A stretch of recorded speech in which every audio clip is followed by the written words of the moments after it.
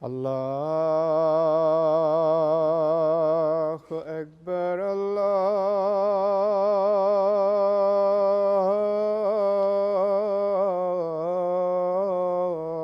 الله أكبر الله أكبر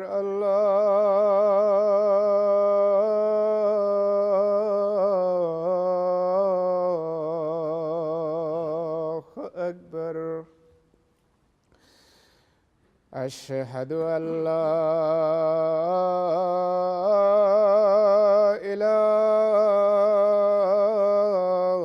إله إلا الله أشهد أن لا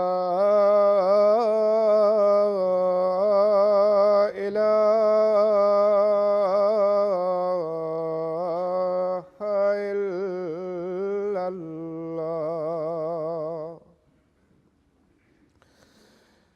أشهد أن محمدًا رسول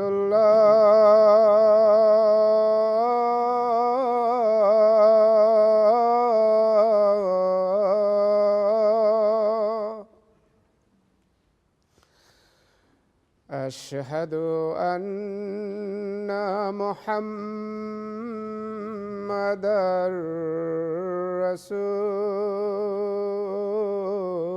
رسول الله حي على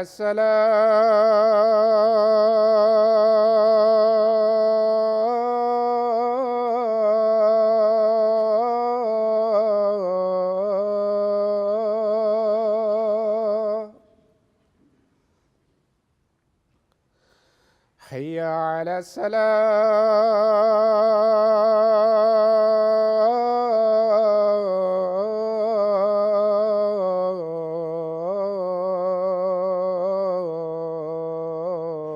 الصلاة حي على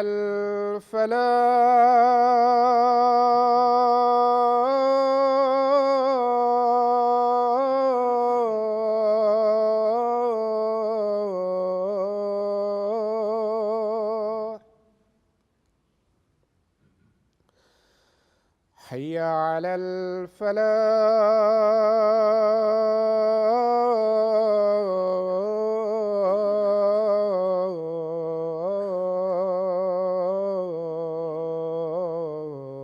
الفلاح الله أكبر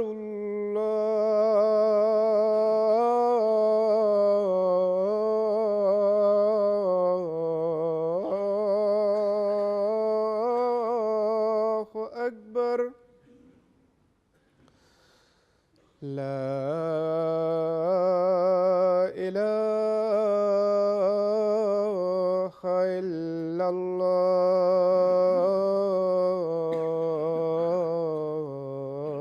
الله السلام عليكم ورحمة الله. أشهد أن لا إله إلا الله وحده لا شريك له وأشهد أن محمدًا عبده ورسوله أما بعد فأعوذ بالله من الشيطان الرجيم بسم الله الرحمن الرحيم الحمد لله رب العالمين الرحمن الرحيم مالك يوم الدين إياك نعبد وإياك نستعين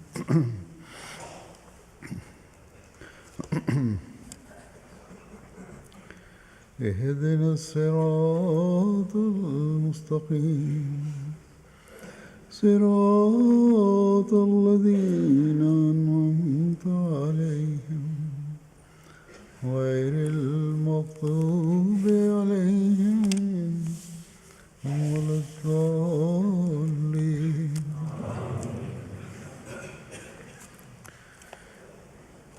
اس زمانے میں اللہ تعالیٰ نے حضرت مسیح موعود علیہ السلام کو حضرت صلی اللہ علیہ وسلم کی غلامی میں تجدید دین کے لیے بھیجا. آپ نے ہمیں دین کی اصل کو، اس کی بنیاد کو، اس کی حقیقی تعلیم کو خوبصورت کر کے دکھایا اور بدعات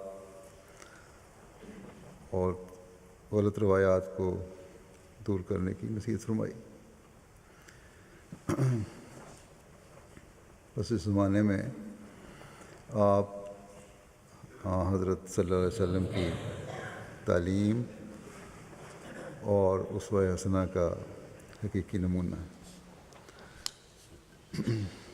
اور اس لحاظ سے ہمارے لیے حضرت مسیح موعود علیہ السلام کا نمونہ بھی مشعل راہ ہے.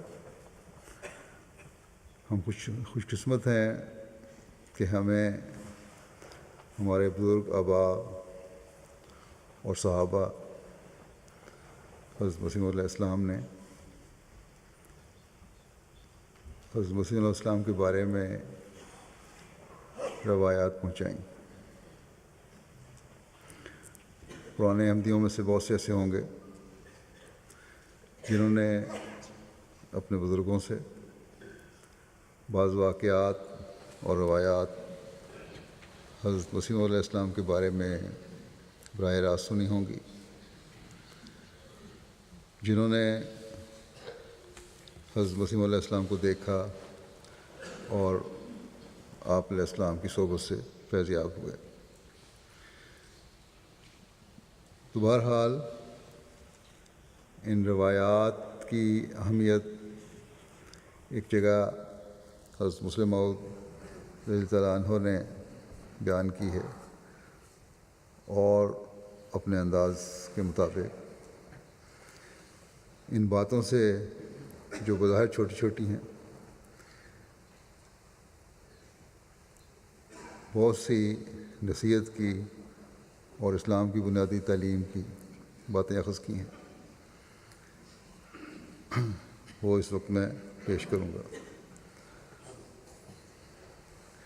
حضرت مسلم موعود رضی اللہ عنہ کے وقت میں بہت سے صحابہ موجود تھے، اس لیے آپ نے صحابہ کو ان دنوں میں توجہ بھی دلائی، نصیحت بھی کی، یا ان کے رشتہ داروں کو توجہ دلائی کہ روایات جمع کریں، کیونکہ یہی چیزیں آئندہ آنے والی نسلوں کے لیے نصیحت اور حقیقی تعلیم اور بعض مسائل کا حل پیش کرنے والی ہوں گی.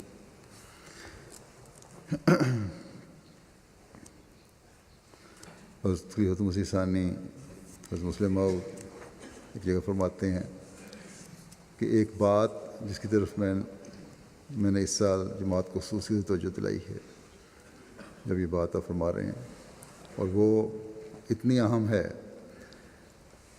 اس کی ساری بیک گراؤنڈ یہ ہے کہ ایک زمانے میں جماعت میں فتنہ اٹھا، اس فتنے کو آپ بیان فرما رہے ہیں کہ کس طرح ہمیں روکنا چاہیے، اور ہر چھوٹی سے چھوٹی بات بھی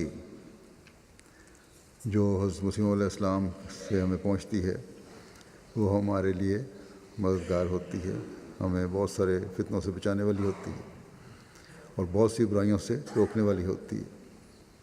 بہرحال فرماتے ہیں کہ جتنی بار اس جو بات آپ بیان فرما رہے ہیں کہ اس کی اہمیت کی طرف جماعت کو متوجہ کیا جائے کم ہے، اور وہ بات کیا ہے کہ حضرت مسیح علیہ السلام کے حالات اور آپ کے کلمات صحابہ سے جمع کرائے جائیں.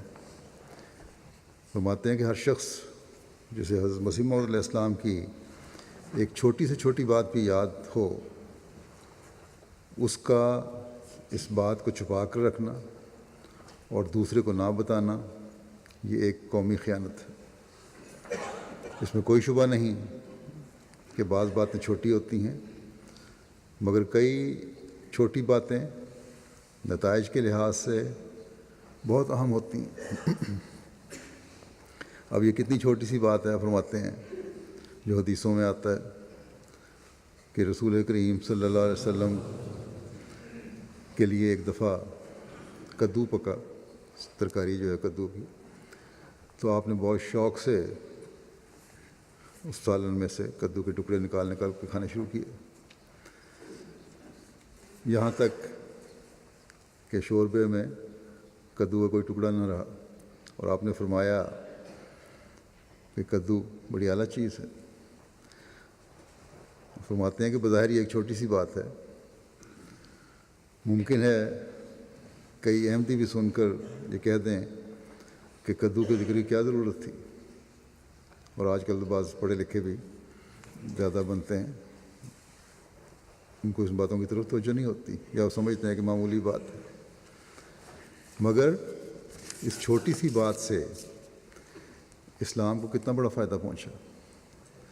ہم آج اپنے زمانے میں ان خرابیوں کا اندازہ نہیں کر سکتے جو مسلمانوں میں رائج ہوئیں، مگر ایک زمانہ اسلام پر ایسا آیا ہے جب ہندوستان میں ہندو تمدن نے مسلمانوں پر اثر ڈالا، اور اس اثر کی وجہ سے وہ اس خیال میں مبتلا ہو گئے کہ نیک لوگ وہ ہوتے ہیں جو گندی چیزیں کھائیں، جو اچھی چیز نہ کھائیں، جو اعلیٰ قسم کی غذا نہ کھائیں۔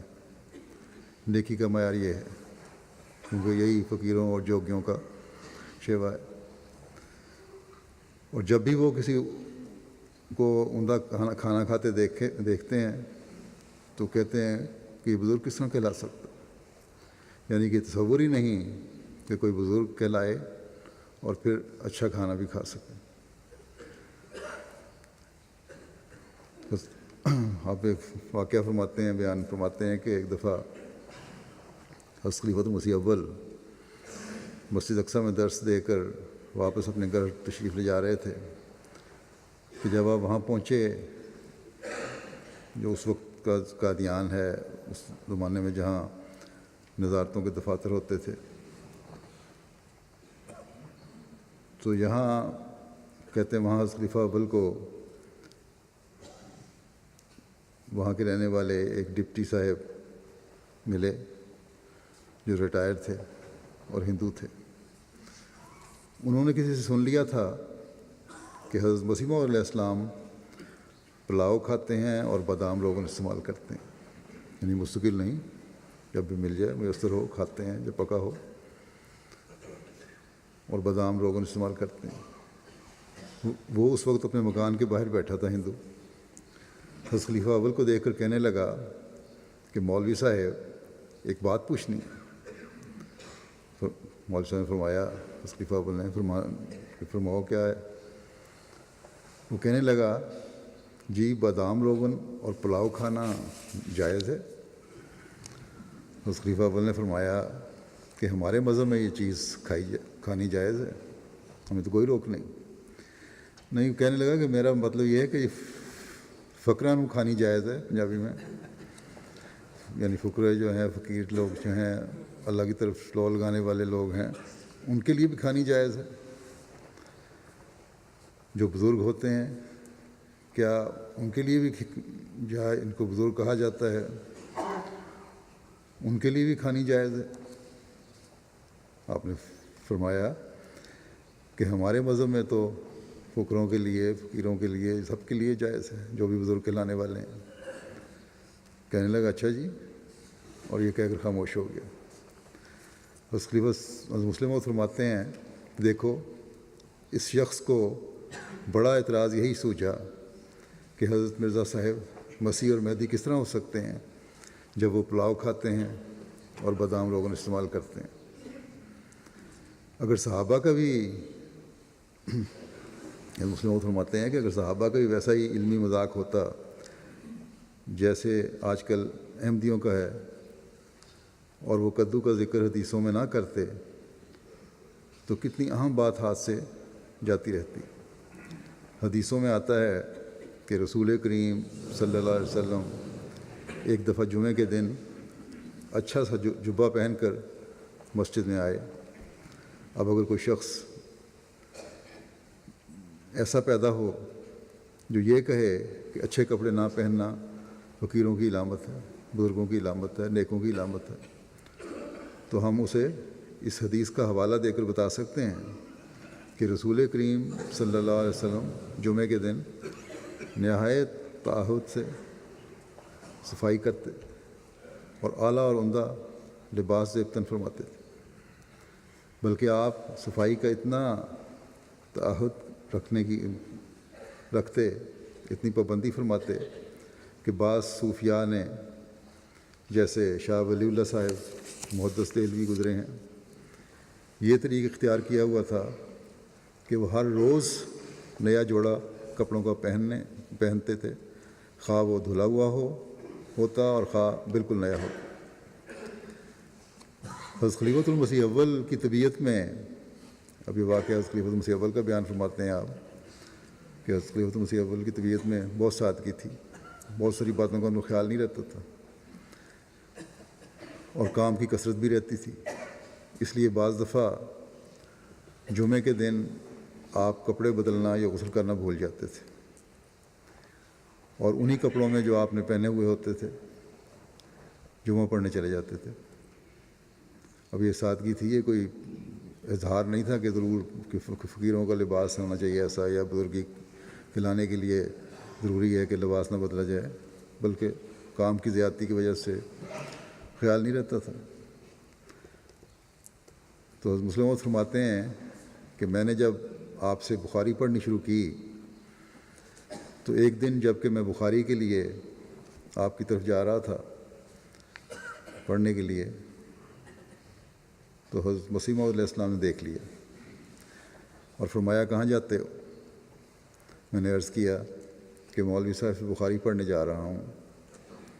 آپ نے فرمایا کہ ایک سوال میری طرف سے ہی مولوی صاحب سے کر دینا اور پوچھنا کہ کہیں بخاری میں یہ بھی آیا ہے کہ جمعے کے دن رسول کریم صلی اللہ علیہ وسلم غسل فرماتے اور نئے کپڑے پہنتے تھے؟ لیکن اب ہمارے زمانے میں صوفیت کے یہ معنی کر لیے گئے ہیں کہ انسان پراگندہ رہے، گویا اگر اس کا وزن بنایا جائے، حضرت مسلم فرماتے ہیں کہ اس بات کا اگر وزن بنایا جائے تو یوں بنے گا کہ جتنا گندا اتنا ہی خدا کا بندہ۔ حالانکہ انسان جتنا پراگندہ ہو اتنا ہی خدا تعالیٰ سے دور ہوتا ہے۔ اسی لیے ہماری شریعت نے بہت سے مواقع پر غسل واجب کیا ہے اور خوشبو لگانے کی ہدایت کی ہے اور بدبودار چیزیں کھا کر مجالس میں آنے کی ممانعت کی ہے، مسجد میں آنے کی ممانعت ہے۔ غرض رسول کریم صلی اللہ علیہ وسلم کے حالات زندگی سے دنیا فائدہ اٹھاتی چلی آئی اور اٹھاتی چلی جائے گی، حضرت مسیح موعود علیہ السلام کے حالات سے بھی دنیا فائدہ اٹھائے گی اور ہمارا فرض ہے کہ ہم ان کو جمع کر دیں۔ ایک نوجوان نے مجھے بتایا، مسلم موعود فرماتے ہیں کہ نوجوان نے مجھے بتایا کہ میں نے حضرت مسیح موعود علیہ السلام میں حضرت مسیح موعود علیہ السلام کا صحابی ہوں، مگر مجھے سوائے اس کے اور کوئی بات یاد نہیں کہ ایک دن جب کہ میں چھوٹا سا تھا میں نے حضرت مسیح موعود علیہ السلام کا ہاتھ پکڑ لیا اور آپ سے مصافحہ کیا اور تھوڑی دیر تک میں آپ کا ہاتھ اپنے ہاتھ میں لیے برابر کھڑا رہا۔ کچھ دیر کے بعد حضرت مسیح موعود علیہ السلام ہاتھ چھڑا کر کسی اور کام میں مشغول ہو گئے۔ اب بظاہر یہ ایک چھوٹی سی بات ہے، مگر بعد میں انہی چھوٹے چھوٹے واقعات سے بڑے بڑے اہم نتائج اخذ کیے جائیں گے۔ مثلا یہی واقعہ لے لو، اس سے ایک بات یہ ثابت ہوگی کہ چھوٹے بچوں کو بھی بزرگوں کی مجالس میں لانا چاہیے۔ چنانچہ حضرت مسیح موعود علیہ السلام کے زمانے میں لوگ اپنے بچوں کو بھی آپ کی مجالس میں لاتے تھے۔ ممکن ہے، آپ فرماتے ہیں کہ ممکن ہے کہ آئندہ کسی زمانے میں ایسے لوگ بھی پیدا ہو جائیں جو کہیں کہ بچوں کو بزرگوں کی مجالس میں لانے کا کیا فائدہ ہے۔ ان مجالس میں بڑوں کو شامل ہونا چاہیے صرف، کیونکہ جب فلسفہ آتا ہے تو ایسی بہت سی باتیں پیدا ہو جاتی ہیں، اور یہ کہنا شروع کر دیا جاتا ہے کہ بچوں نے کیا کرنا ہے۔ بس جب بھی ایسا خیال پیدا ہوگا، یہ روایت ان کے خیال کو باطل کر دے گی، اور پھر اس کی مزید تائید اس طرح ہو جائے گی کہ حدیثوں میں لکھا ہوا ہے کہ رسول کریم صلی اللہ علیہ وسلم کی مجالس میں بھی صحابہ اپنے بچوں کو لاتے تھے۔ اسی طرح اس روایت سے یہ بھی ظاہر ہوتا ہے کہ جب کوئی کام ہو تو اپنا ہاتھ چھڑا کر کام میں مشغول ہو جانا چاہیے، کیونکہ اس میں یہ ذکر ہے کہ جب اس بچے نے آپ کا ہاتھ پکڑا اور تھوڑی دیر تک پکڑے رکھا تو آپ نے اپنا ہاتھ کھینچ کر الگ کر لیا۔ آج یہ بات معمولی دکھائی دیتی ہے، لیکن ممکن ہے کسی زمانے میں لوگ سمجھنے لگ جائیں کہ بزرگ وہ ہوتا ہے جس کا ہاتھ اگر کوئی پکڑے تو پھر وہ چھڑائے نہیں، بلکہ جب تک دوسرا اپنے ہاتھ میں اس کا ہاتھ کیے رکھے وہ خاموش کھڑا رہے۔ ایسے زمانے میں یہ روایت لوگوں کے خیال کی تردید کر سکتی ہے اور بتا سکتی ہے کہ یہ لغو کام ہے۔ چنانچہ حضرت مسیح موعود علیہ السلام نے بھی اپنا ہاتھ کھینچ لیا تھا، جس سے معلوم ہوتا ہے کہ اگر کوئی کام کرنا ہو تو محبت سے دوسرے کا ہاتھ الگ کر دینا چاہیے اگر کسی نے پکڑا ہوا ہے، چاہے وہ بچہ ہی ہو۔ تو اس قسم کے کئی مسائل ہیں جو ان روایات سے پیدا ہو سکتے ہیں۔ آج ہم ان باتوں کی اہمیت نہیں سمجھتے، مگر یہ اس زمانے کی بات ہے جب صحابہ زندہ تھے، اس وقت آپ ان کو فرما رہے ہیں۔ مگر جب احمدی فقہ، احمدی تصوف اور احمدی فلسفہ بنے گا تو اس وقت یہ معمولی نظر آنے والی باتیں اہم حوالے قرار پائیں گی، اور آج بھی ان کی ضرورت ہے، محسوس کی جاتی ہے۔ اور بڑے بڑے فلسفی جب ان واقعات کو پڑھیں گے تو کود پڑیں گے، یعنی حیرانی اور خوشی سے اچھل پڑیں گے اور کہیں گے کہ خدا اس روایت کو بیان کرنے والے کو جزائے خیر دے کہ اس نے ہماری ایک پیچیدہ گتھی سلجھا دی۔ جب ایسی مسائل سامنے آئیں گے، ایسے واقعات سامنے آئیں گے جن سے مسائل حل ہوتے ہوں، تو فلسفی بجائے ادھر ادھر دیکھنے کے جن کو دین سے تعلق ہے وہ اس کو دعا دیں گے اس روایت بیان کرنے والے کو۔ پھر آپ فرماتے ہیں یہ ایسا ہی واقعہ ہے جیسے ہم حدیثوں میں پڑھتے ہیں کہ رسول کریم صلی اللہ علیہ وسلم ایک دفعہ سجدے میں گئے تو حضرت حسن رضی اللہ عنہ جو اس وقت چھوٹے بچے تھے آپ کی گردن پر لاتیں لٹکا کر بیٹھ گئے، اور رسول کریم صلی اللہ علیہ وسلم نے اس وقت تک سر نہ اٹھایا جب تک کہ وہ خود بخود الگ نہ ہو گئے۔ اب اگر اس قسم کی حرکت کرے تو ممکن ہے بعض لوگ اسے بے دین قرار دے دیں اور کہیں کہ اسے خدا کی بات کا خیال نہیں، اپنے بچے کے احساسات کا خیال ہے۔ مگر ایسا شخص جب بھی یہ واقعہ پڑھے گا اسے تسلیم کرنا پڑے گا کہ اس کا خیال غلط ہے، اور وہ چپ کر جائے گا، کیونکہ حضرت صلی اللہ علیہ وسلم کی مثال سامنے ہے۔ گویا ایسے لوگ بھی ہو سکتے ہیں جو پھر بھی خاموش نہ رہ سکیں۔ چنانچہ ایک پٹھان کا قصہ ہے، کہتے ہیں کہ اس نے قدوری میں پڑھا، ایک کتاب ہے واقعات کی، کہ حرکت صغیرہ سے نماز ٹوٹ جاتی ہے۔ اس قسم کی حرکتیں جو ہوتی ہیں، کوئی بھی چھوٹی حرکت بھی ہو اس نماز ٹوٹ جاتی ہے۔ اس کے بعد وہ حدیث پڑھنے لگا، یہ واقعہ پڑھنے کے بعد پھر اس نے حدیث پڑھی، اور اس میں یہ حدیث آ گئی کہ رسول کریم صلی اللہ علیہ وسلم نے ایک دفعہ جب نماز پڑھی تو اپنے ایک بچے کو اٹھا لیا، جب رکوع اور سجدہ میں جاتے تو اسے اتار دیتے، اور جب کھڑے ہوتے تو پھر اٹھا لیتے۔ وہ حدیث پڑھتے ہی کہنے لگا کہ اس طرح تو محمد صلی اللہ علیہ وسلم کی نماز ٹوٹ گئی۔ تو قدوری میں لکھا ہے، کیونکہ قدوری میں لکھا ہے کہ حرکت صغیرہ سے نماز ٹوٹ جاتی ہے۔ گویا شریعت بنانے والا کنز یا قدوری کا مصنف تھا، رسول کریم صلی اللہ علیہ وسلم نہیں تھے ان کے نزدیک۔ تو ایسے لوگ بھی ہو سکتے ہیں جو باوجود واضح مسئلے کے اسے ماننے سے انکار کر دیں، مگر ایسے لوگ بہت کم ہوتے ہیں۔ بس اس بات کی ہرگز پرواہ نہیں کرنی چاہیے۔ ان کو نصیحت کرتے ہوئے فرماتے ہیں کہ تمہیں حضرت مسیح موعود علیہ السلام کی جس بات کا علم ہے وہ چھوٹی سی ہے، بلکہ خواہ کسی قدر چھوٹی بات ہو بتا دینی چاہیے۔ خواہ اتنی ہی بات ہو کہ میں نے دیکھا حضرت مسیح موعود علیہ السلام چلتے چلتے گھاس پر بیٹھ گئے، کیونکہ ان باتوں سے بھی بعد میں اہم نتائج اخذ کیے جائیں گے۔ مسلم موعود فرماتے ہیں کہ مجھے یاد ہے کہ حضرت مسیح موعود علیہ السلام ایک دفعہ بعض دوستوں سمیت باغ میں گئے اور آپ نے فرمایا آؤ بے دانہ کھائیں، وہ شہتوت کی ایک قسم ہے۔ چنانچہ بعض دوستوں نے چادر بچھائی اور آپ نے درخت چڑھوائے اور پھر سب ایک جگہ بیٹھ گئے اور انہوں نے بے دانہ کھایا۔ اب کئی لوگ بعد میں ایسے آئیں گے جو کہیں گے کہ نیکی اور تصوف یہی ہے کہ طیب چیزیں نہ کھائی جائیں۔ ایسے آدمیوں کو ہم بتا سکتے ہیں کہ تمہاری یہ بات بالکل غلط ہے۔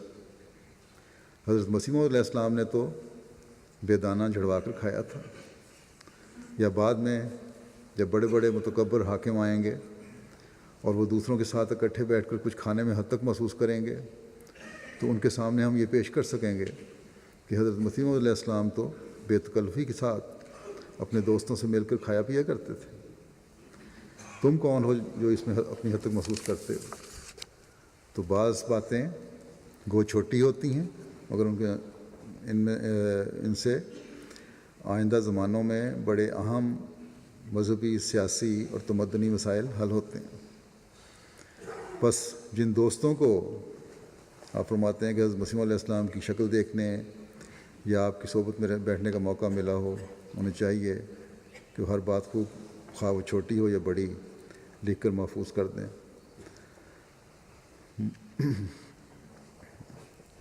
مثلا اگر کوئی شخص ایسا ہے جسے حضرت مسیح موعود علیہ السلام کے لباس کی طرز یاد ہے تو وہ بھی لکھ کر بھیج دے، آپ نے اس زمانے میں فرمایا۔ اور اس کے بعد پھر صحابہ نے اپنی روایات جمع بھی کرنی شروع کیں، لکھوانی شروع کیں، اور بہت سارے واقعات رجسٹر بن چکے ہیں صحابہ کی روایات کے، ان کو ایک دفعہ میں بیان بھی کر چکا ہوں۔ اب یہ نئے سرے سے ان کو پہلے تو ہاتھ سے لکھے گئے تھے، کمپوز کو کیے جا رہے ہیں تاکہ اگر کتابی صورت میں شائع کرنے ہوں تو شائع بھی ہو جائیں۔ اور بہت سارے ایسے ہیں بعض دفعہ جن کے بعض حوالے اگر تضاد نہیں تو دوسرے حوالوں سے بعض دفعہ پوری طرح ملتے نہیں، یا حضرت مسیح علیہ السلام کی بعض اور روایات زیادہ واضح ہیں ان کی روایات کی نسبت، تو ان کو چھوڑا بھی گیا ہے نئے کمپوز کرتے وقت۔ لیکن چھوٹی چھوٹی باتیں بہت ساری سامنے آ جاتی ہیں ان سے۔ بعض کمپوز کرنے والے ہمارے علماء بھی ایسے ہیں جو بعض باتوں کو سفارش کر کے بھجوا دیتے ہیں کہ ان کو رکھنے کی ضرورت نہیں، اس سے تو یہ اثر پڑ سکتا ہے اور وہ اثر پڑ سکتا ہے۔ جب میں خود ان کو پڑھتا ہوں تو کئی روایات میں نے دیکھی ہیں کہ بلا وجہ کی احتیاط ہے ان علماء کی، اور روایات کو آنا چاہیے۔ تو بہرحال یہ روایات جمع ہو رہی ہیں، انشاءاللہ تعالیٰ جماعت کے سامنے پیش بھی ہو جائیں گی کسی وقت میں۔ تو مسلم موعود فرماتے ہیں کہ ان روایات سے ایک فائدہ یہ ہوگا کہ اگر آئندہ کسی زمانے میں ایسے لوگ پیدا ہو جائیں جو کہیں، مثلا ایک اور چھوٹی سی بات ہے کہ ننگے سر رہنا چاہیے، تو ان کے خیالات کا ازالہ ہو سکے۔ اس میں کوئی شبہ نہیں کہ رسول کریم صلی اللہ علیہ وسلم کی حدیثیں موجود ہیں۔ اب ایک چھوٹی سی بات ننگے سر رہنا بھی ہے، ہم لوگ پڑھتے ہیں نمازیں وغیرہ ننگے سر بعض دفعہ پڑھ لیتے ہیں، تو ان روایات سے اس طرف بھی توجہ ہو جاتی ہے، کیونکہ بہت سارے واقعات ایسے بھی ہیں جس میں مسجد کے آداب، نماز کے آداب، بڑی مجالس میں بیٹھنے کے آداب کا ذکر ہوتا ہے۔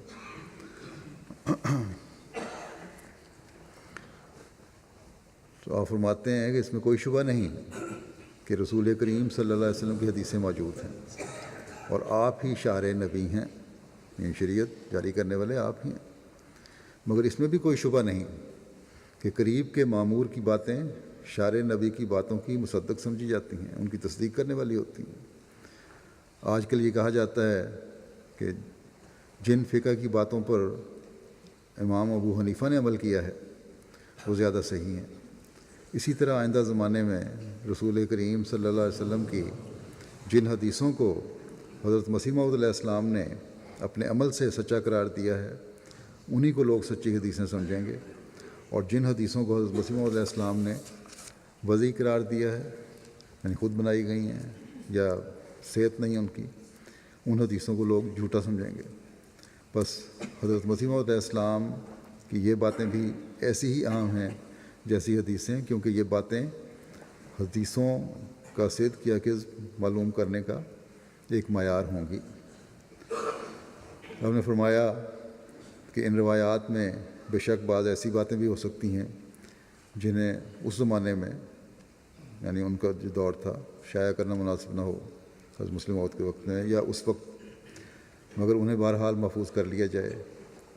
یا بعض ایسی روایات ہیں جنہیں آج بھی شاید پرنٹ نہ کیا جائے، شائع نہ کیا جائے، لیکن محفوظ بہرحال ہونی چاہیے، جو روایات صحابہ سے ہمیں مل رہی ہیں، اور جب بعد میں مناسب موقع ہو انہیں شائع کر دیا جائے۔ مثلاً حضرت مسیح موعود علیہ السلام کا یہ الہام ہوا تھا کہ سلطنت برطانیہ تا 8 سال بعد ازاں ایام ذوف و اختلال۔ اب فرماتے ہیں کہ مگر یہ الہام اس وقت شائع نہ کیا گیا بلکہ ایک عرصے کے بعد شائع کیا گیا۔ اب اس میں بعض یہ بھی کہتے ہیں کہ ملکہ وکٹوریہ کی وفات کے بعد کا ذکر ہے اس میں، اس کے بعد اور بھی پہلو لیے جا سکتے ہیں۔ آہستہ آہستہ پھر جو دنیا میں جس طرح پھیلی ہوئی تھی سلطنت برطانیہ، پھر کمزور بھی ہوتی چلی گئی، اور اس کمزوری کے یہ نہیں کہ ایک دم ہو گئی بلکہ ایک وقت اور عرصہ لگتا ہے، تو اس کے آثار شروع ہو گئے۔ تو بہرحال جو بھی تھا یہ ایک الہام تھا جو مختلف اس کی توجیہیں کی جا سکتی ہیں۔ تو آپ فرماتے ہیں کہ ایسے واقعات کو ریکارڈ میں لے آیا جائے مگر شائع اس وقت کیا جائے جب خطرے کا وقت گزر جائے۔ آپ فرماتے ہیں کہ میں سمجھتا ہوں کہ اب بھی وقت ہے کہ اس کام کو مکمل کر لیا جائے۔ اللہ کے فضل سے جیسے میں نے کہا ان روایات کو صحیح رنگ میں مکمل کرنے کی کوشش کی جا رہی ہے۔ اسی ضمن میں آپ فرماتے ہیں کہ امام بخاری کی آج دنیا میں کتنی بڑی عزت ہے، مگر عزت اس لیے ہے کہ انہوں نے دوسروں سے روایات جمع کی ہیں۔ اس لیے جو صحابہ کی اولاد ہے اگر ان کے پاس روایات ہوں تو ان کو بھی آگے دینا چاہیے۔ اگر ان کی صحت باقی روایات سے ثابت ہو گئی تو ان کو اس میں شامل بھی کیا جا سکتا ہے۔ بعض ہو سکتا ہے کہ بعض روایات مکمل رجسٹرز میں نہ آئی ہوں اور صحابہ کے خاندانوں میں یہ روایات چل رہی ہوں تو وہ لکھ کے بھجوا سکتے ہیں، کیونکہ آپ نے یہ بھی فرمایا اور یہ صحیح بھی ہے، حقیقت ہے کہ یہ روایات بیان کرنے والوں کے لیے ایک زمانے میں دعائیں کی جائیں گی کہ اللہ تعالیٰ ان کو جزا دے، کیونکہ انہوں نے بہت سارے مسائل حل کر دیے۔ آپ فرماتے ہیں کہ میں نے دیکھا ہے کہ قدرتی طور پر ایسے مواقع پر خود دعا کے لیے جوش پیدا ہو جاتا ہے۔ اپنا ایک واقعہ بیان فرماتے ہیں مسلم موعود کہ میں کل ہی کلید قرآن سے میں ایک حوالہ نکالنے لگا، آیت نکالنی تھی، تو مجھے خیال پیدا ہوا کہ آیت دیر سے ملے گی، مگر اس کلید قرآن سے مجھے فوراً آیت مل گئی، جس پر میں نے دیکھا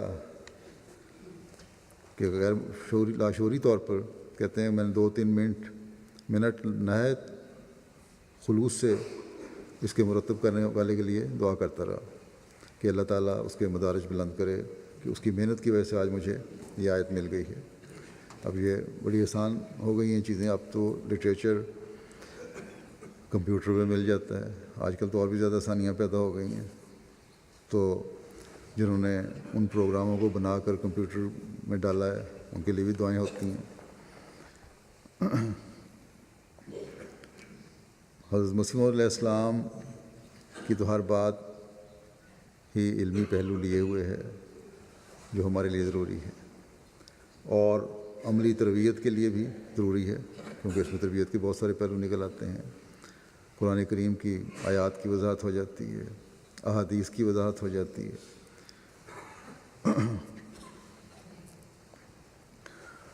اور اس سے ہمیں پھر فائدہ پہنچتا ہے. جو بھی احمدی اس کو سنے گا، کسی بھی ذریعے سے سنے گا، وہ فائدہ اٹھائے گا، اور پھر یقیناً ان کو جمع کرنے والوں کے لیے دعائیں بھی کرے گا. بس یہ ایک بڑی اہم چیز ہے جو بعض دفعہ انسان اس پہ پوری توجہ نہیں دیتا. مجھے یاد ہے جب میں نے صحابہ کے ذکر شروع کیا تھا تو کچھ لوگوں نے اپنے جو صحابہ کی اولاد میں سے ہیں، خاندانی طور پہ جو ان کے خاندانوں میں روایات چل رہی ہیں وہ بھجوائی تھیں. تو ان کو چاہیے یہ روایات باقاعدہ دیکھ کر یہ دفتر جو ہے اشاعت میں بھجوا دیں، وکالت اشاعت میں، تاکہ وہ پھر وکالت تصنیف میں، ایڈیشنل وکالت تصنیف میں پھر اگر انہوں نے بھیجنی ہوں گی تو جو متعلقہ کمیٹی بنی ہوئی ہے روایات کی وہ ان کو بھجوا دیں گے. ایک واقعہ اور میں اس وقت بیان کرتا ہوں جو آج بھی بعض سوال اٹھانے والوں کو جواب ہے. حضرت مسیح موعود علیہ السلام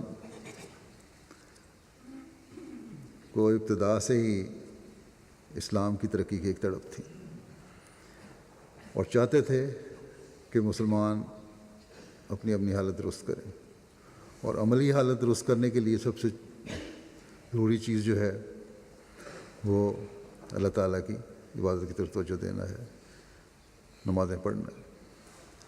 اس لیے آپ نے قادیان کے رہنے والے جو مسلمان تھے ان کے لیے ایک انضام فرمایا کہ وہ مسجد میں آ کر نماز پڑھا کریں. اسی واقعے کا ذکر کرتے ہوئے حضرت مسلم موعود فرماتے ہیں، غیر احمدیوں کو یہ جواب دیتے ہوئے جو کہا کرتے تھے، اس وقت بھی الزام لگاتے تھے اور آج بھی الزام لگاتے ہیں کہ احمدی مسلمان نہیں ہے، نعوذ باللہ نئی شریعت لے آئے حضرت مسیح موعود علیہ السلام. تو ان کو جواب دے رہے ہیں حضرت مسلم موعود کے حضرت مرزا صاحب یعنی مسیح موعود علیہ السلام نے سلسلہ احمدیہ کے قیام سے پہلے یہاں کے لوگوں کی یہ حالت دیکھ کر کہ وہ نماز کی طرف توجہ نہیں کرتے، خود آدمی بھیج کر ان کو مسجد میں بلوانا شروع کیا. اب مسلمانوں کی اعتراض کرنے والے تو ہیں، لیکن آج بھی اور ہمیشہ سے یہ اکثریت کی حالت ہے کہ نماز کی طرف توجہ کم ہے. تو لوگوں کو بلوانا شروع کیا آدمی بھیج کر. تو انہوں نے یہ عذر کرنا شروع کر دیا لوگوں نے، کیونکہ زیادہ تر ذمہ دار پیشہ تھے، غریب لوگ تھے، کہ نمازیں پڑھنا عمراء کا کام ہے، امیروں کا کام ہے، ہمارا نہیں. ہم غریب لوگ کمائیں یا نمازیں پڑھیں، مزدوری کریں یا نمازیں پڑھتے رہیں 5 وقت. تو آپ نے پھر یہ انتظام کیا، کہتے ہیں کہ نہ کریں گے تو بھوکے رہیں گے. اس پر حضرت مسیح علیہ السلام نے یہ انتظام کیا کہ ٹھیک ہے تم نماز پڑھنے آیا کرو، 1 وقت تک کھانا تمہیں مل جایا کرے گا.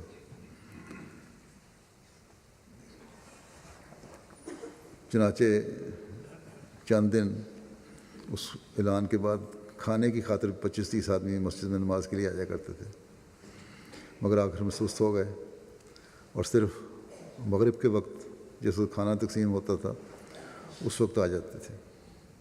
آخر پھر یہ سلسلہ بند کرنا پڑا.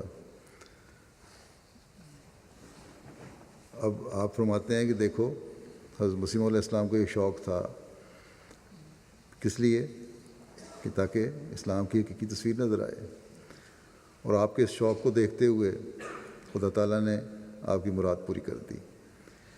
اور اس وقت جب آپ یہ ذکر کر رہے ہیں، اس وقت کا ذکر ہے جب فرماتے ہیں کہ قادیان میں اب 4 مسجدیں ہیں اور 2 تو بہت عالیشان مساجد ہیں، اور 5 وقت یہاں نماز ہوتی ہے اور نماز سے پر رہتی ہیں. بس اس بات کو ہمیں یاد رکھنا چاہیے کہ یہ تڑپ جو حضرت مسیح علیہ السلام کی تھی اپنے دعوے سے پہلے بھی اور بعد میں بھی بار بار اس طرح توجہ دلائی کہ نمازوں کی طرف آؤ، باجماعت نمازیں پڑھو، مسجدیں آباد کرو. مسجدیں اب ہماری اللہ کے فضل سے دنیا میں ہر جگہ بن رہی ہیں، لیکن ان کی آبادی کی طرف جس طرح توجہ ہونی چاہیے وہ نہیں ہے. بہت جگہ سے شکایات آتی ہیں. اسی طرح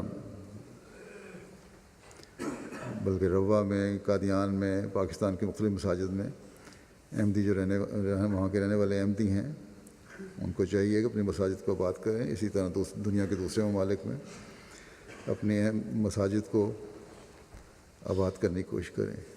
دوسرے اس بات کا بھی جواب یہاں مل جاتا ہے، اس اعتراض کا بھی. بعض لوگ کہہ دیتے ہیں، لکھتے ہیں مجھے بھی، کہ مساجد میں لانے کے لیے، نوجوانوں کو لانے کے لیے وہاں انہوں نے کھیلوں کا انتظام کر دیا ہے کہ لڑکے شام کو آئیں اور کھیلیں، اور گویا کہ کھیل کا لالچ دے کر نماز پڑھائی جاتی ہے. تو یہ تو کوئی ایسی بات نہیں. اسی طرح بعض لوگ کہتے ہیں کہ بعض فنکشنز پہ کھانے کے انتظامات ہوتے ہیں، تو لوگ فنکشن پہ آتے ہیں یا نمازیں پڑھنے کے لیے آتے ہیں تو اس لیے کہ کھانا کھاتے ہیں. یہ تو ایک بدظنی ہے جو بعض لوگ کرتے ہیں. لیکن بہرحال مساجد کے ساتھ جہاں ہال بنائے گئے یا بعض مربیان مبلغین جو خود نوجوان ہیں اور کھیلنے والے ہیں، انہوں نے گراؤنڈز میں کھیلنا شروع کیا، نوجوانوں کو اکٹھا کرنا شروع کیا. اس سے ایک فائدہ تو بہرحال ہو رہا ہے کہ مساجد اس وجہ سے کم از کم 1-2 نمازوں کے لیے اس نوجوانوں کی توجہ بھی پیدا ہوتی ہے اور مساجد آباد ہوتی ہیں. اس لیے یہ کہنا کہ یہ کوئی جرم ہے کہ مساجد کے ساتھ کھیلوں کے ہال کیوں بنا لیے گئے، یا مساجد میں لانے کے لیے، بعض فنکشنوں پہ لانے کے لیے کھانے کے انتظام کیوں کیے گئے، یہ غلط اعتراض ہے.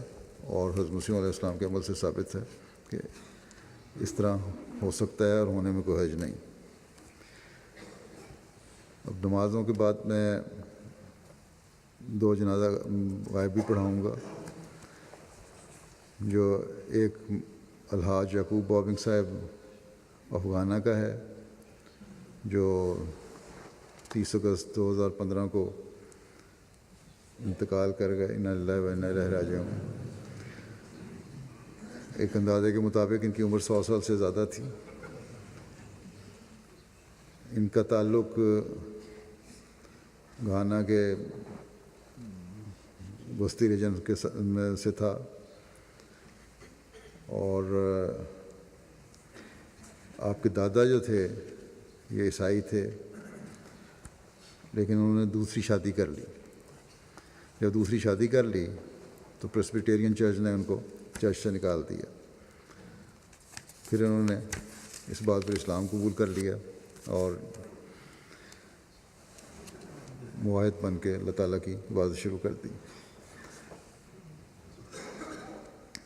پھر ان کے دادا نے، الحاج یعقوب صاحب کے دادا نے، ان کا نام ابراہیم اودوکو تھا، حج پر جانے کے لیے پیسے جمع کیے.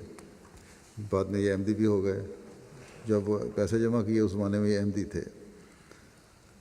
جب وہ سالٹ پونڈ پہنچے تو وہاں مشنری انچارج نے انہیں تحریک کی کہ آج کل ہیڈ کوارٹر کی تعمیر ہو رہی ہے، اس کے لیے ہم چندہ جمع کر رہے ہیں. تو انہوں نے وہ رقم جو جمع کی تھی وہ مسجد کی تعمیر اور ہیڈ کوارٹر کی تعمیر کے لیے دے دی. اور اس کے بعد اللہ تعالیٰ نے ان کو اتنی زندگی دی کہ لمبے عرصے کے بعد انہوں نے پھر اپنے پوتے کو اپنے خرچ پر حج کروایا. الحاج یعقوب صاحب بھی بہت مخلص اور محنتی اور قربانی کی روح رکھنے والے تھے. جب مولوی عبدالوہاب آدم صاحب امیر منتخب ہوئے ہیں گھانا کے، حضرت خلیفۃ مسیح ثانی ثالث نے ان کو بھیجوایا وہاں، تو گھانا مشن کی تبلیغ کو تیز کرنے کی ہدایت بھی فرمائی تھی آپ نے. تو الحاج یعقوب صاحب نے اس وقت داعیان اللہ کے لیے ایک گاڑی پیش کی، اور اس کے ذریعے سے جس کے اوپر لکھا ہوتا تھا احمدیہ مسلم پریچر ایسوسیشن، اور پھر انہوں نے اس کے ذریعے سے بہت سارے تبلیغی پروگرام کیے.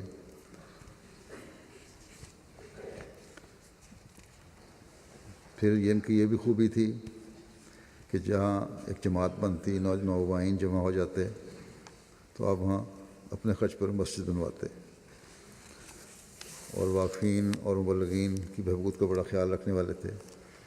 آپ کے 2 بیٹے بھی وقف زندگی ہیں۔ ایک مرکزی مبلغ ابراہیم بن یعقوب صاحب ہیں جو ٹرینیڈاڈ میں ہمارے مشنری انچارج اور امیر ہیں، اور دوسرے وہاں کے لوکل مشنری ہیں نور الدین بابنگ صاحب جو شمالی علاقے میں خدمت کی توفیق پا رہے ہیں۔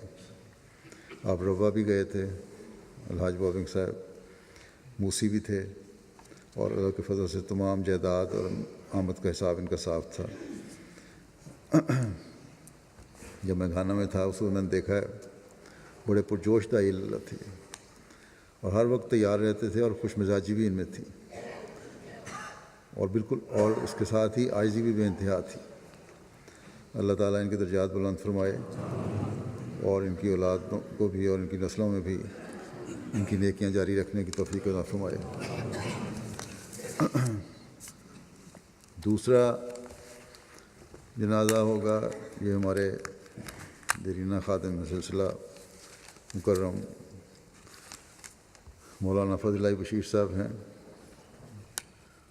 جو کسی وجہ سے ان کا جنازہ نہیں پڑھا جا سکا تھا، دفتری غلط فہمی کی وجہ سے۔ 3 اگست کو ان کی وفات ہوئی تھی 97 سال کی عمر میں۔ انا للہ و انا الیہ راجعون۔ 1918 میں یہ پیدا ہوئے مکرم چودھری کرم اللہ صاحب چیمہ کے گھر میں، اور مولوی صاحب نے 24 نومبر 1944 کو زندگی وقف کی۔ 3 جون 1946 میں قادیان پہنچے، اور باقاعدہ ان کی ریٹائرمنٹ 1978 میں ہوئی، لیکن 1993 تک آپ ری امپلائی ہوتے رہے، جماعتی خدمات باقاعدہ کارکن کی حیثیت سے انجام دیتے رہے، لیکن اس کے بعد بھی تا دم آخر رضاکارانہ طور پر بہت سارا کام کیا انہوں نے جماعت کا، خاص طور پر پروف ریڈنگ وغیرہ کا کام۔ یہ کہتے ہیں کہ ان کے لکھتے ہیں کہ ان کے والد کرم اللہ صاحب نے 1898 میں حضرت اقدس مسیح علیہ السلام کی بیعت کی تھی، اور پھر 1 سال کے بعد ان کے دادا نے چودھری جلال الدین صاحب نے بیعت کی۔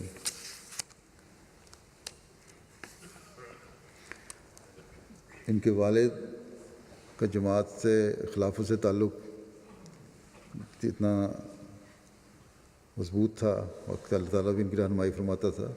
جب حضرت خلیفہ مسیح اول کا وصال ہوا تو فوری طور پر حضرت مسیح علیہ السلام کے وصال کے بعد حضرت خلیفہ اول کی فوری طور پر انہوں نے بیعت کی، اور حضرت خلیفہ اول کے وصال کے بعد فوری طور پر انہوں نے خلافت ثانیہ کی بیعت کی، بلکہ ان کو خواب میں دکھایا گیا تھا کہ حضرت خلیفہ مسیح ثانی آئندہ خلیفہ ہیں۔ ان کی وصیت تھی، اور انہوں نے 1/8 کی وصیت کی ہوئی تھی۔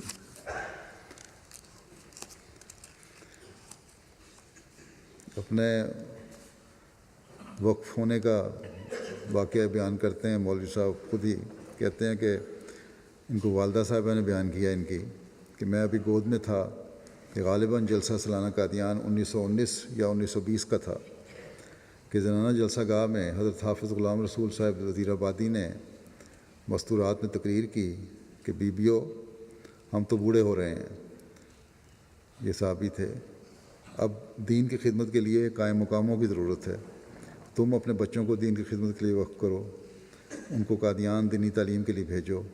اس تقریر کے دوران والدہ صاحبہ نے اللہ تعالیٰ سے وعدہ کیا اور دعا کی کہ یہ بچہ فضل الہی خدا کی راہ میں وقف کروں گی۔ چنانچہ 1931 میں جب آپ نے مڈل میں داخل ہوئے تو آپ کے والد صاحب نے آپ کو والدہ کے اس عہد کے متعلق بتایا اور کہا کہ اگر تم دنیاوی تعلیم جاری رکھنا چاہتے ہو تو میں تمہیں بعد میں جب تعلیم حاصل کر لو تو اتنی بڑی پوزیشن ہے کہ تحصیلدار لگوا سکتا ہوں، جو اس زمانے میں بڑا اعزاز تھا، لیکن آپ نے فوراً کہا کہ میں قادیان دارالعلوم مان جاؤں گا وقف کر کے۔ 23 فروری 1947 کو آپ دیگر مربیان کے ہمراہ مشرقی افریقہ میں مومباسا کی بندرگاہ پر پہنچے،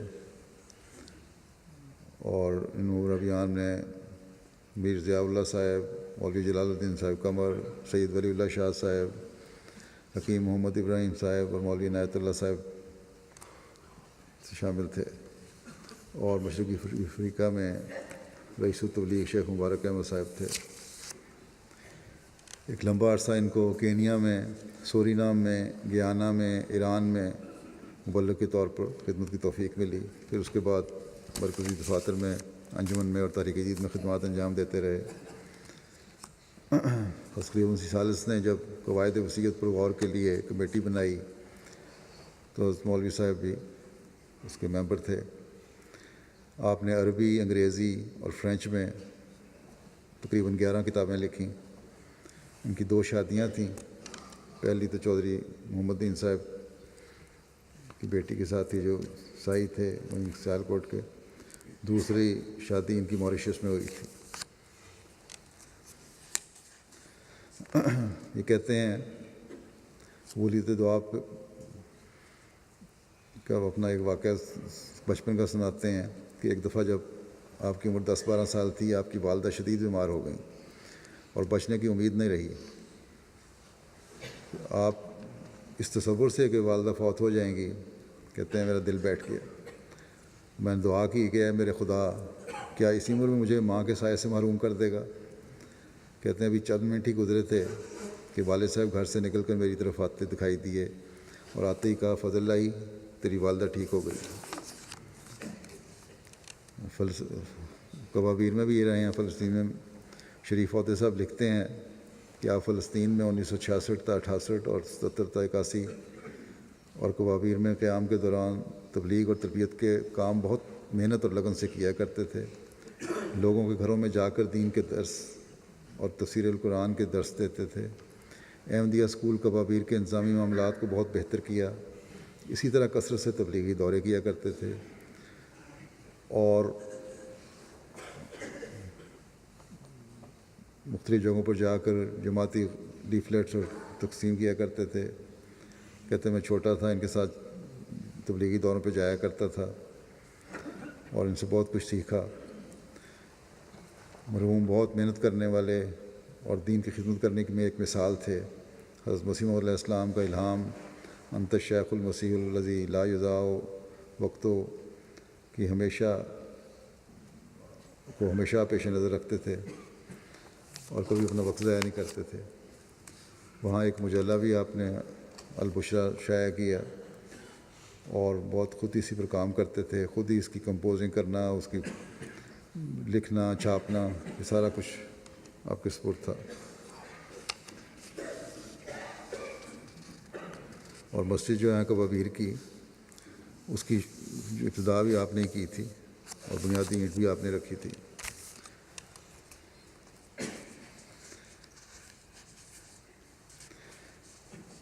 ایک دفعہ آپ نے بتایا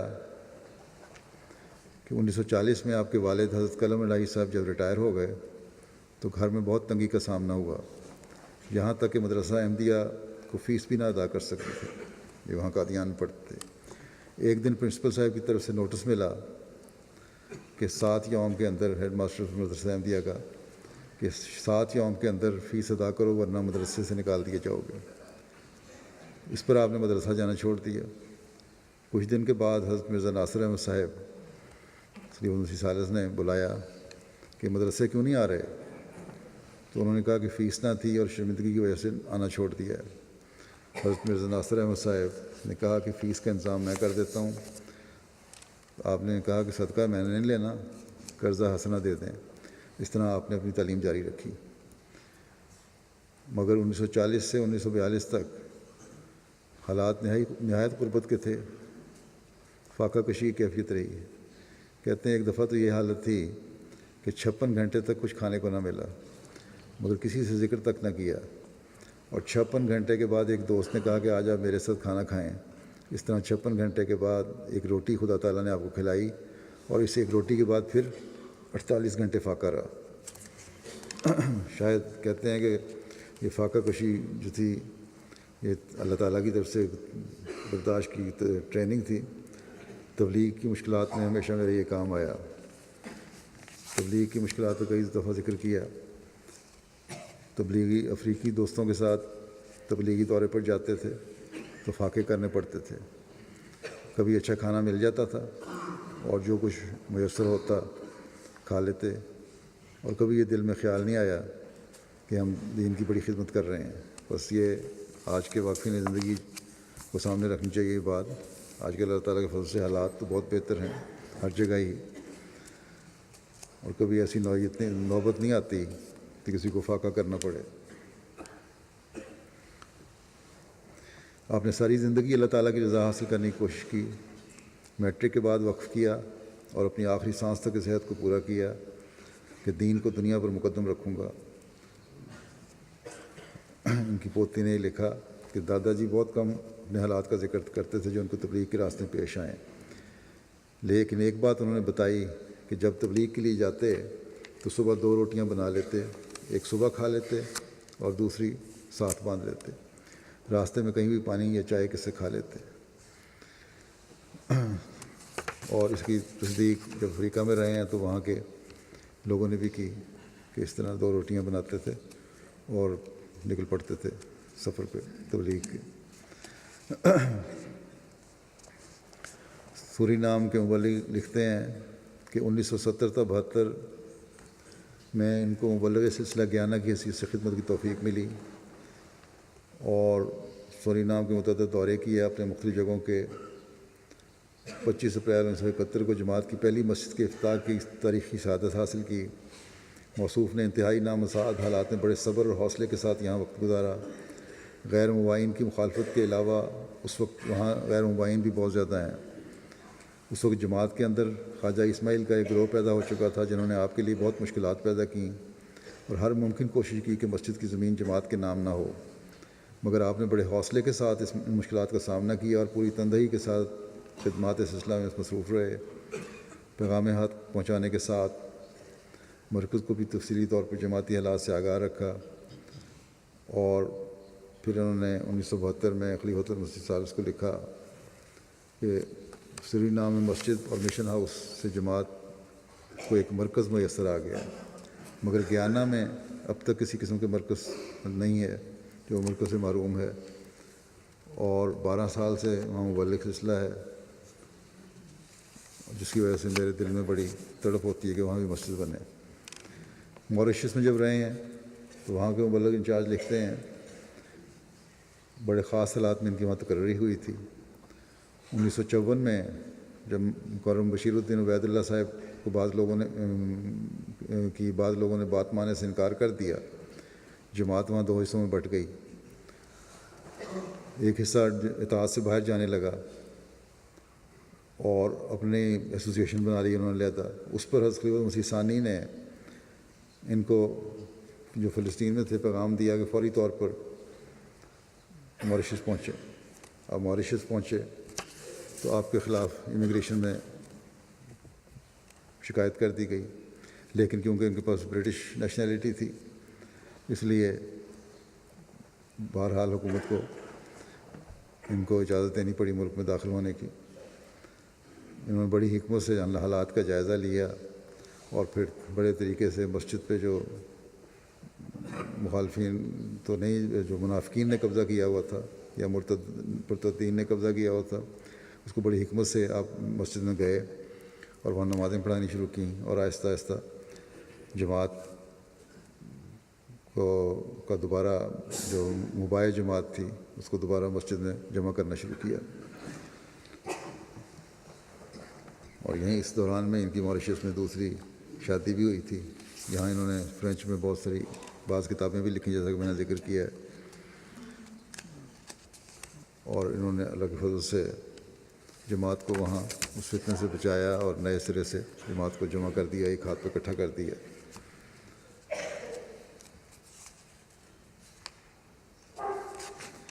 جمعہ پر جانے کے لیے مسجد مبارک میں جمعہ پڑھنے کی ان کی بڑی خواہش ہوتی تھی، اور جس وقت انہوں نے کہا ہوا تھا کہ مجھے لے جایا کرو اپنی کار پہ، بڑھاپے میں بھی اس کا انتظار کرتے تھے، اس لیے کہ اس کو تکلیف نہ ہو، انتظار نہ کرنا پڑے۔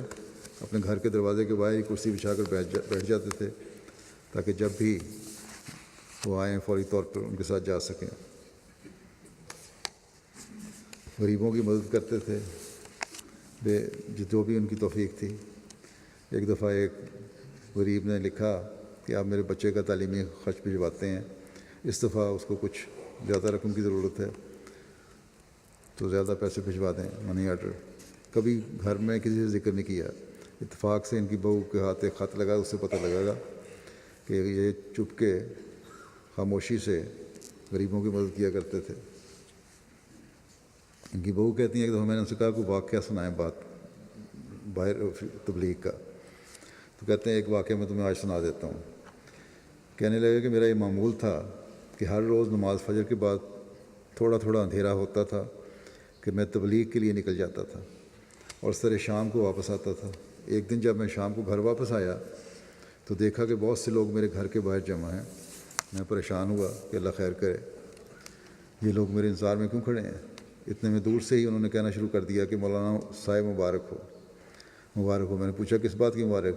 تو لوگوں نے بتایا کہ آج صبح جب آپ گئے ہیں تو ایک شیر آپ اکٹھے پیدل چل رہے تھے، یا تو شیر آپ کے آگے چلتا تھا اور آپ شیر کے پیچھے ہوتے تھے، یا پھر آپ آگے چل رہے ہوتے تھے اور شیر آپ کے پیچھے پیچھے چل رہا ہوتا تھا، لیکن خدا نے آپ کو سلامت رکھا۔ اس بات کی ہم مبارکباد دے رہے ہیں۔ کہتے ہیں بہت سارے لوگوں نے جنگل میں اس طرح دیکھا اپنے کام کرتے ہوئے۔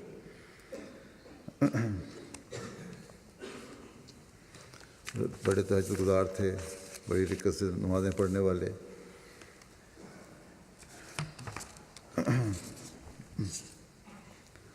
اور بہت سے مبلغین نے، دوسروں نے ان کے بارے میں حالات لکھے ہیں، اور حقیقت میں یہ بڑے متوکل انسان، بڑے وہمت، صابر اور دین کا درد رکھنے والے، دین کو دنیا پر مقدم کرنے والے، جو بھی واقعات بیان ہوئے ہیں چاند ایک، ان میں کوئی مبالغہ نہیں ہے۔ خلافت سے بھی ان کا بے انتہا تعلق تھا۔ اللہ تعالیٰ ان کے درجات بلند کرے اور ان کی اولاد کو بھی نیکیوں پر قائم رکھے۔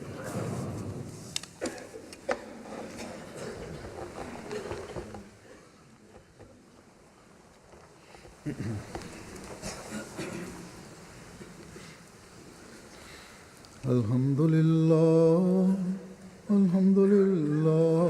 نحمده ونستعينه ونستغفره ونؤمن به ونتوكل عليه ونعوذ بالله من شرور أنفسنا ومن سيئات أعمالنا من يهده الله فلا مضل له ومن يضلل فلا هادي له ونشهد أن لا إله إلا الله ونشهد أن محمدا عبده ورسوله عباد الله رحمكم الله إن الله يأمر بالعدل والإحسان وإيتاء ذي القربى